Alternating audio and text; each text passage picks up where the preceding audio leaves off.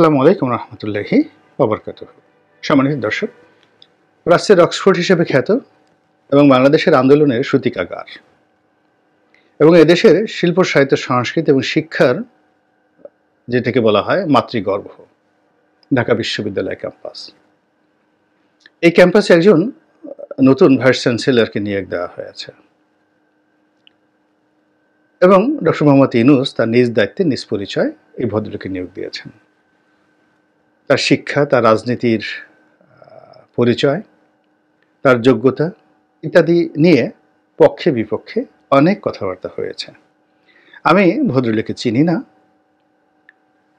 ফেসবুকে তার যে শিক্ষাগত যোগ্যতার বিষয়ে অনেক বিশাল ফিরিস্তি এসেছে।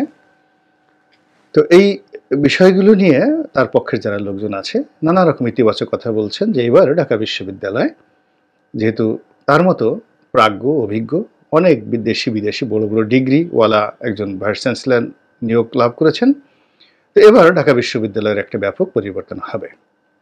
সাম্প্রতিক সময় বিশেষ করে আওয়ামী লীগ জমানাতে যে চা সামোসা সিঙ্গারা মার্কা যে ভাইস চ্যান্সেলর এসেছিলেন, তারপর আরেফিন সিদ্দিকীর মতো ব্যক্তিত্বহীন, তারপরে দলদাস ভাইস চ্যান্সেলর এসেছিলেন যিনি সব জায়গাতে মোমবাতি জ্বালাতেন। তো তাদের চাইতে এই নতুন যে ভাইস চ্যান্সেলর এসেছেন তিনি শতগুণ ভালো হবেন এরকম আশা ভরসা। আমি ঢাকা বিশ্ববিদ্যালয়ের একজন প্রাক্তন ছাত্র এবং এই বিশ্ববিদ্যালয়ের যে চত্বর সেই চত্বরের সঙ্গে আমার ঘাম শ্রম অনেক কিছুই জড়িত। বিশ্ববিদ্যালয়কে আমি যতটুকু জানি এবং বুঝি শুধু এখানে নয়, আরও অনেক জায়গাতে।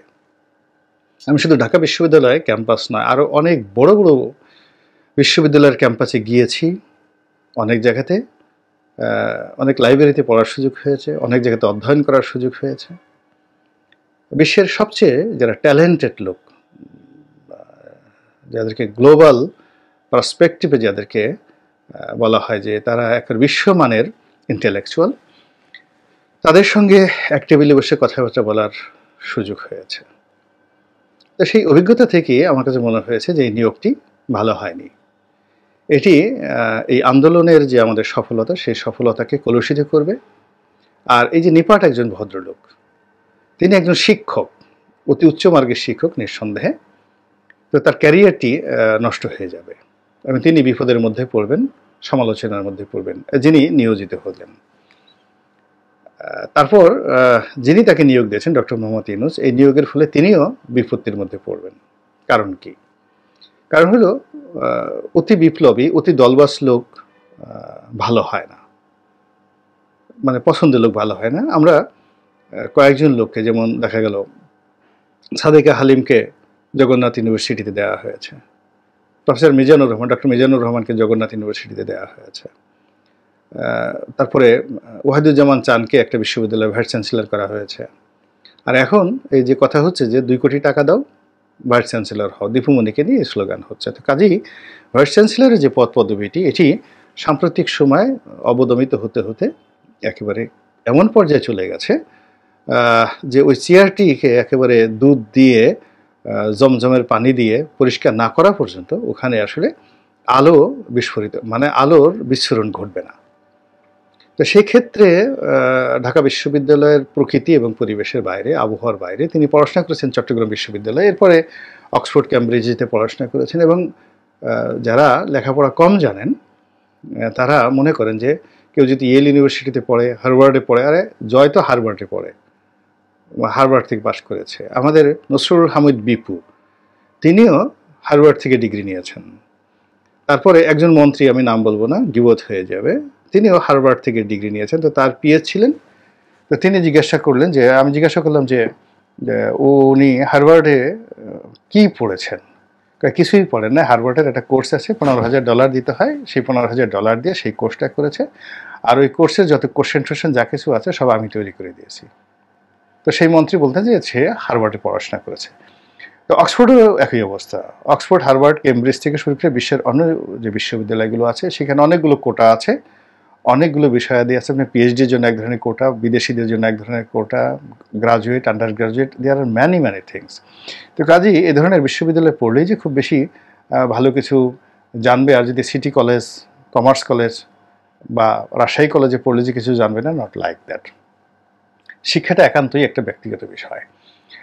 যেমন একটা উদাহরণ হিসেবে বলি, যেমন যদি এডুকেশনাল ব্যাকগ্রাউন্ড ধরেন, মানে ভালো ছাত্র, ভালো রেজাল্ট, এখনো পর্যন্ত বাংলাদেশে রেজা কিবরিয়ার পর্যায়ের ভালো ছাত্র দ্বিতীয় কেউ আছেন বলে আমার জানা নেই। তিনি বিশ্ববিদ্যালয় লেভেলে যে রেজাল্ট করেছেন, তো সেই রেজাল্টে মানে গ্লোবাল সারা পৃথিবীতে ইকোনমিক্সের যে ভালো রেজাল্ট আছে তার মধ্যে প্রধানতম রেজাল্ট কিন্তু এই রেজা কিবরিয়া সাহেবের, শাহ এম এস কিবরিয়া সাহেবের ছেলে। কিন্তু এই রেজা কিবরিয়া সাহেব যখন রাজনীতি করতে এলেন, গণ অধিকার পরিষদ করলেন, ভিপি নুরুল হক নুরু, তার সঙ্গে তিনি কিন্তু পারেননি। এবং ভিপি নুরুল হক নুরু একজন পাড়াগাঁয়ের একেবারে সাধারণ পরিবার থেকে বেড়ে ওঠা একজন রাজনৈতিক নেতা। তো তিনি যদি চাইতেন, করেছেন কিনা জানি না, তিনি দৈনিক 10 বার করে গাবতলীর হাটে নিয়ে রেজা কিবরিয়াকে বিক্রি করতে পারতেন, আবার ক্রয় করে নিয়ে আসতে পারতেন। তো কাজেই জ্ঞান থাকলে যে সব কিছু হয়, নট লাইক দ্যাট। এবং রেজা কিবরিয়া এই নুরুরদের সাথে না পেরে সে যে পুরো রাজনীতির থেকে কিভাবে অ্যাবান্ডেন্ট হয়ে গেল, এখন আপনি এটাকে মেধা কিভাবে বলবেন? তো শিক্ষকতা একটা জিনিস। খুব বড় শিক্ষক ছিলেন sir Isaac Newton, the teachers, মানে দ্য প্রফেসর অফ ম্যাথমেটিক্স। তারপর কিন্তু অবাক করার ব্যাপার হলো যে নিউটন সাহেব যখন ক্লাসে ঢুকতেন, ঢোকার সঙ্গে সঙ্গে তিনি ওই ব্ল্যাকবোর্ডে লিখতেন, ওই ব্ল্যাকবোর্ডের দিকে তাকিয়ে তাকিয়ে তিনি অঙ্ক করতেন, আর যাকে বলা হয় পিছনে তাকাতেন না। এরপরে পিছনে যারা ছিল তারা সবাই চলে যেত, একটা সিঙ্গেল ছাত্র থাকতো না। এবং তিনি কখনো টেরই পাননি যে তিনি যখন লেকচার দিচ্ছিলেন তার ক্লাসে একজন লোক নেই। পড়ে দেখেন, এই হলো অতি মেধাবীদের অবস্থা। বিশ্ববিদ্যালয়ের ভাইস চ্যান্সেলর যে পদটি, এই পদটি প্রশাসনিক পদ। স্বাধীনতার পরে অনেকেই এসেছেন, তো তার মধ্যে আমি যাদেরকে দেখেছি, প্রফেসর একা আজাদ চৌধুরী এবং এমাজউদ্দিন সাহেব, সর্বজন শ্রদ্ধেয়, যে দলেরই থাকুন না কেন। কিন্তু এর আগে অন্য ছিলেন, সাদেক হালিমের সাহেবের বাবা ছিলেন, প্রফেসর মান্নান ছিলেন, তারা অনেক বিখ্যাত। কিন্তু আমি এই দুজনকে আমি একেবারে কাছের থেকে দেখেছি। ঠিক এই ধরনের অ্যাডমিনিস্ট্রেটিভ পাওয়ার না থাকলে তিনি যত বড় ভালো শিক্ষকই হন না কেন, তিনি এরা কিন্তু খুব ভালো শিক্ষক ছিলেন ঢাকা বিশ্ববিদ্যালয়ে, তার সঙ্গে সঙ্গে তাদের সেই অ্যাডমিনিস্ট্রেটিভ পাওয়ার ছিল। তাদের সামনে অনেক শিক্ষক বসতে সাহস পেতেন না, ডিপার্টমেন্টের ডিন সাহস পেতেন না। তো সেই যোগ্যতাগুলো না থাকলে ঢাকা বিশ্ববিদ্যালয় চালানো সম্ভব নয়। দ্বিতীয়ত, ঢাকা বিশ্ববিদ্যালয়ের ভাইস চ্যান্সেলর হতে হলে তাকে একটা পলিটিক্যাল ব্যাকগ্রাউন্ড থাকতে হবে এবং তার একটা কানেক্টিভিটি থাকতে হবে, পলিটিক্যাল কানেক্টিভিটি থাকতে হবে, এবং that must be মাইটি and powerful. তো সেই দিক থেকে যিনি আসছেন তার যে পলিটিক্যাল কানেকশন, সেই কানেকশনের যদি সেই কানেকশনের যদি ক্ষমতা না থাকে এবং লাইন না থাকে, তাহলে তার পক্ষে ওই পদে বসে সাস্টেন করা একেবারেই সম্ভব নয়। ফলে কি হচ্ছে, বিশ্ববিদ্যালয় খোলার সঙ্গে সঙ্গে ছাত্র সংগঠনগুলো যখন বিভিন্ন দাবি দেওয়া নিয়ে আসবে, শিক্ষকদের মধ্যে যে দলাদলি আছে, তার এই যে কয়েকটি বক্তব্য দেখেছি, আমার কাছে কোনো বক্তব্যতেই মনে হয়নি যে তার মধ্যে কোনো অ্যাডমিনিস্ট্রেটিভ যে ক্ষমতা এটা রয়েছে। পাবলিক বিশ্ববিদ্যালয়ের যে অ্যাডমিনিস্ট্রেটিভ পদগুলো, এগুলোর মধ্যে একটা লিডারশিপ কোয়ালিটি থাকে বেশিরভাগ লোকেরই। আর প্রাইভেট বিশ্ববিদ্যালয়ের ভাইস চ্যান্সেলর হোক বা প্রো ভাইস চ্যান্সেলর হোক, তারা ট্রাস্টি বোর্ড বা মালিকদের তাবেদারি করেই ওখানে থাকতে হয়। এই হলো সোজা পার্থক্য।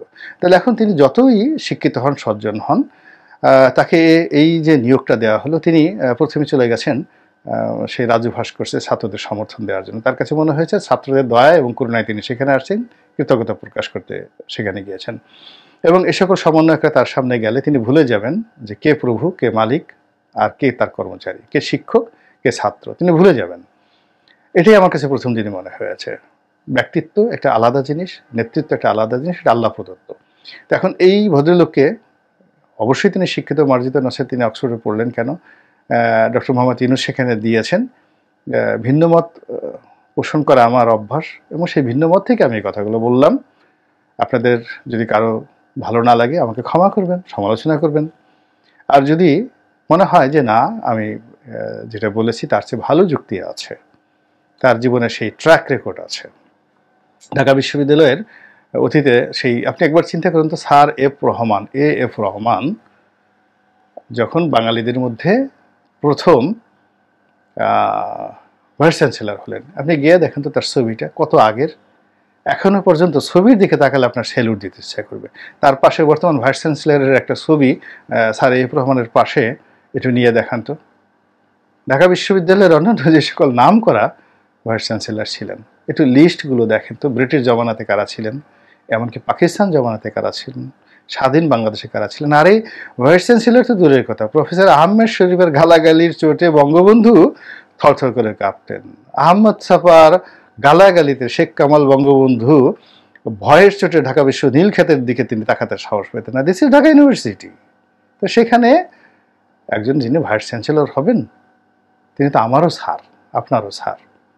তো তাকে তো আমাকে স্যার হিসেবে মান্য করতে হবে, অন্তর থেকে, হৃদয় থেকে। এটা চাপিয়ে দেওয়া যাবে না। কাজেই যারা দেখছেন তারা যদি অপেক্ষা করেন তাহলে অনেক দেরি হয়ে যাবে। এই বিষয়টা এত সহজ, ঢাকা বিশ্ববিদ্যালয়ের ভাইস চ্যান্সেলরটা এত সহজ নয়।